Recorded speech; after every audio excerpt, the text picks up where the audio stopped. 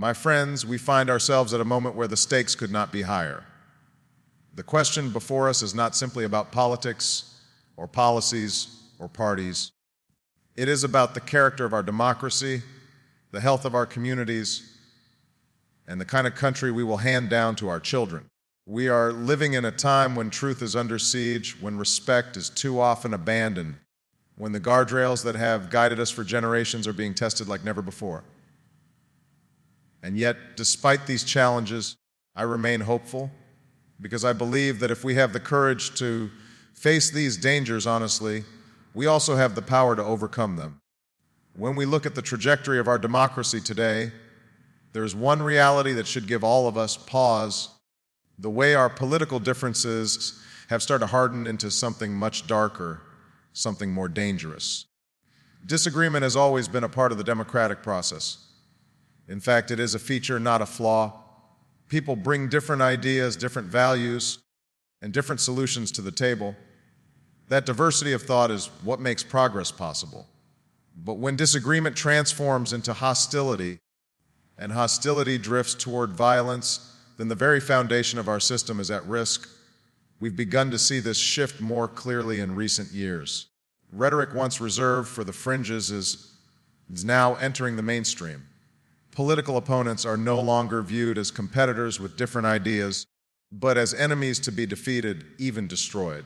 Social media platforms magnify outrage, amplify suspicion, and reward those who spread anger rather than solutions.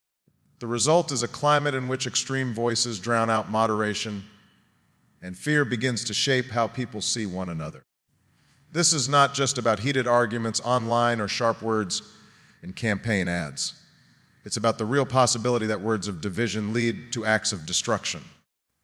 We've already witnessed moments where anger spilled into the streets, where threats were directed at officials simply for doing their jobs, where violence was justified under the banner of politics.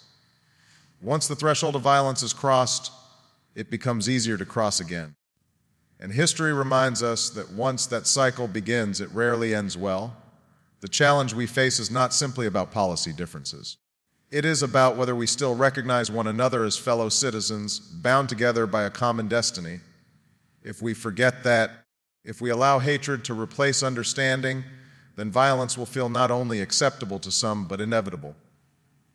And that is a path none of us should want to walk. The antidote to this growing threat lies in how we choose to respond. It requires leaders who model restraint rather than recklessness, who remind us that power is a responsibility, not a weapon. It demands communities where people still talk across their differences, where neighbors can sit down and argue without seeing each other as enemies. It depends on individuals who refuse to let anger dictate their choices, who are willing to engage with patience, empathy, and courage. We will not agree on every issue. We shouldn't. But we should agree on this. Violence is not an acceptable answer to political conflict. It never has been, and it never will be. Democracy cannot survive in a climate where intimidation replaces persuasion or where fear replaces trust. The question then is whether we have the will to protect what has been handed down to us, the institutions, the freedoms, the shared responsibilities, by rejecting the poison of political violence and insisting on the better angels of our nature. One of the greatest challenges we face today is not simply about laws being passed or policies being debated. It is about whether we can still agree on what is real. For a long time, the strength of our democracy depended on a shared understanding of facts. We could argue passionately about the solutions, but at the end of the day, we were anchored in the same reality. That anchor is now being tested. Technology has given each of us access to more information than at any point in human history. But it has also made it easier to spread misinformation, to amplify half-truths, and to distort reality in ways that can confuse, divide, and even manipulate entire communities. Social media feeds tailor content to our biases. News outlets often prioritize ratings over accuracy. And in this environment, many people are no longer consuming information as an attempt to understand the world, but as a way to confirm what they already believe. When truth becomes a matter of personal preference, when facts are seen as negotiable, we risk losing something fundamental. Because without truth, there can be no trust, and without trust, institutions cannot function, communities cannot thrive, and democracies cannot endure. The erosion of truth does not happen all at once. It happens slowly, when leaders bend facts to fit a narrative, when citizens choose comfort over clarity, when cynicism tells us that everyone lies, so it doesn't matter what we believe. This erosion is not just an abstract concern. It has consequences. It shapes how we respond to crises, whether public health emergencies or economic challenges. It determines whether we can solve problems collectively or whether we fall into camps that cannot even agree on the nature of the problem itself. It affects how we see our neighbors, whether we recognize them as fellow citizens trying to make sense of the same world, or as adversaries living in a different reality altogether. But here's the truth: we are not powerless in the face of this challenge. We each have the ability and the responsibility to demand better, to question sources, to verify claims, to engage with information critically rather than passively. We can support institutions and leaders who value honesty even when the truth is inconvenient. We can teach young people not just how to use technology, but how to navigate it wisely, to separate fact from fiction, to understand that their voice carries responsibility. In the end, the preservation of truth is not simply about protecting democracy, it's about protecting our humanity. Because when we commit ourselves to honesty, when we choose clarity over confusion, when we insist that facts still matter, we are saying that we care enough about one another to live in a shared reality. And that shared reality is the foundation upon which every solution, every dream, and every hope for the future must be built. At the heart of every thriving society lies a simple principle: the recognition of each person's dignity. That means we don't measure someone's worth by their wealth, their background, or their beliefs. We measure it by their humanity. When we honor that, when we treat one another with respect, we strengthen the bonds that hold us together. When we fail to honor it, we open the door to division, resentment, and conflict. Respect is not just about politeness. It's not simply about saying the right words in public. It's about how we carry ourselves when no one is watching. It's about how we treat the cashier at the grocery store, the colleague who disagrees with us, the stranger who looks or prays differently than we do. It is the quiet decision, repeated day after day, to recognize the inherent value in another human being. In recent years, we've seen a troubling erosion of this principle. Too often, differences are treated as defects, and disagreement is treated as betrayal. Too many conversations, especially in politics, are defined not by listening but by shouting. And when disrespect becomes normalized, when it becomes acceptable to dismiss or demean those who don't see the world as we do, then the door opens to something far worse: violence, injustice, and the weakening of the very fabric of our communities. We cannot afford to let that happen, because respect and dignity are not luxuries. They are not optional. They are the very conditions under which freedom can flourish. They allow us to argue without dehumanizing, to compete without destroying, to differ without dividing. They remind us that while we may not share the same experiences, we do share the same destiny.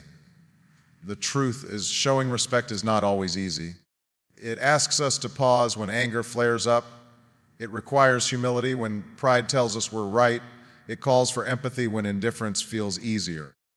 But that effort is worth it, because respect has a ripple effect. It inspires trust. It builds bridges. It turns strangers into neighbors and neighbors into friends. And once that spirit takes root, it can transform families, workplaces, even entire nations. If we are serious about building a future worthy of our children, then we cannot simply invest in new technologies or stronger economies.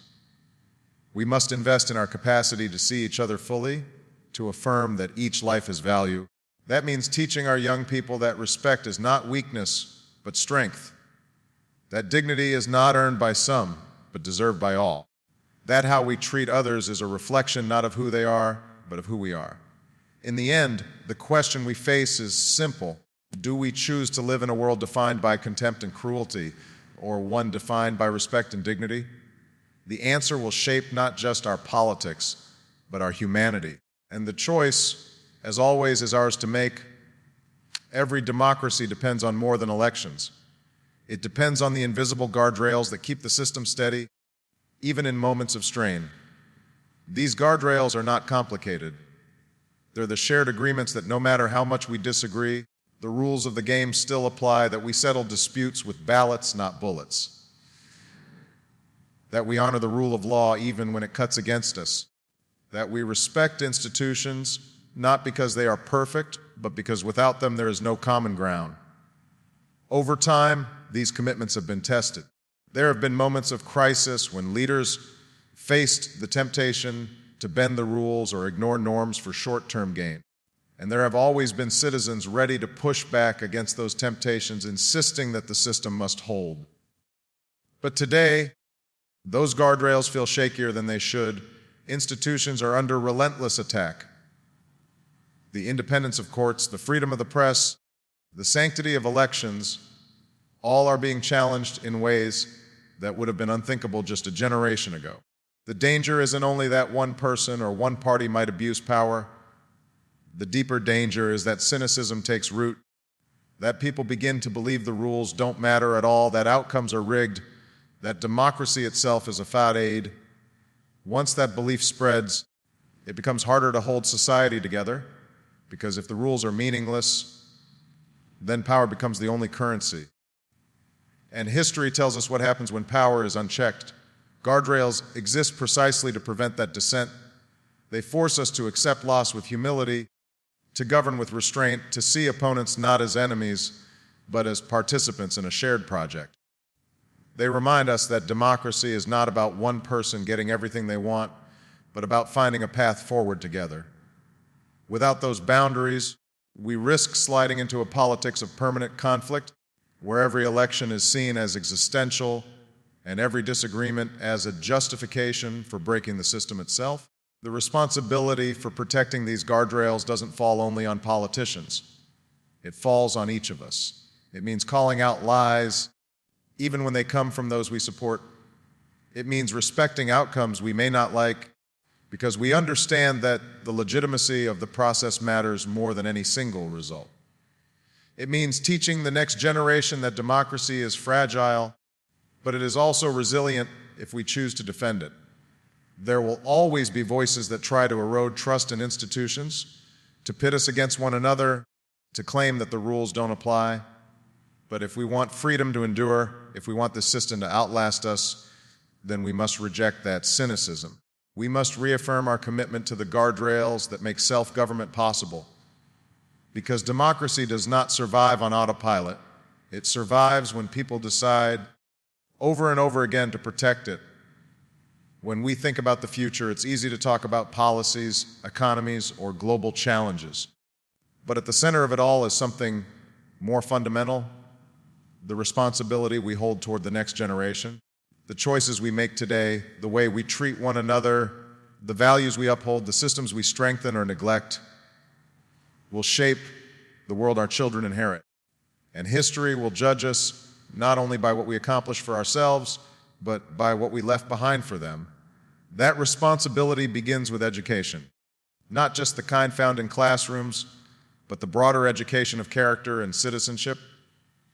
Young people need to learn how to question, how to think critically, how to weigh evidence and listen with empathy. They need to understand the difference between information and wisdom, between influence and integrity. In a world where technology can mislead as easily as it can inform, these skills are not optional. They are essential. But responsibility goes beyond teaching facts. It's about modeling the values that hold a society together.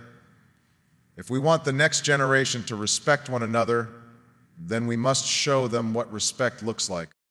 If we want them to believe in truth, then we must commit ourselves to honesty. If we want them to participate in democracy, then we must show them that their voices matter by creating spaces where they are heard. Our actions, more than our words, will set the tone for what they believe is possible. This responsibility also demands that we look ahead, beyond the horizon of our own lifetimes. The challenges young people will face Climate change, economic disruption, geopolitical instability are immense. And yet, they also represent opportunities to innovate, to reimagine, to build a more just and sustainable world. But to seize those opportunities, they need us to hand them tools, not obstacles.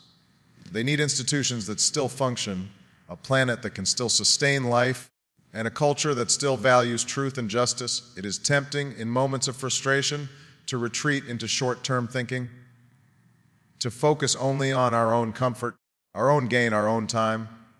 But if we forget that the next generation is watching, if we abandon our duty to prepare them, then we are not only failing them, we are failing ourselves, because the measure of any society is not how it treats those with power, but how it invests in those who will inherit it. The good news is young people are already showing us the way. They are leading movements, questioning assumptions, demanding accountability. They are refusing to accept the world as it is and insisting on building the world as it should be. Our responsibility is to stand beside them, to equip them, to encourage them, not to shrink their vision, but to expand it. If we do that, then we can be confident that the legacy we leave is not fear or division, but hope and possibility. And that may be the greatest gift we can offer. The future will not be decided by chance, it will be decided by choice. The choice to reject violence and choose dialogue. The choice to defend truth even when lies feel easier. The choice to treat every person with dignity, to respect the guardrails that protect our freedom, and to shoulder the responsibility we owe the next generation. These choices are not always easy, but they are ours to make. And if we make them wisely, then years from now, when our children and grandchildren ask what we did in this critical moment, we will be able to say, we stood up. We chose hope over fear. We chose unity over division. We chose to keep the promise of democracy alive.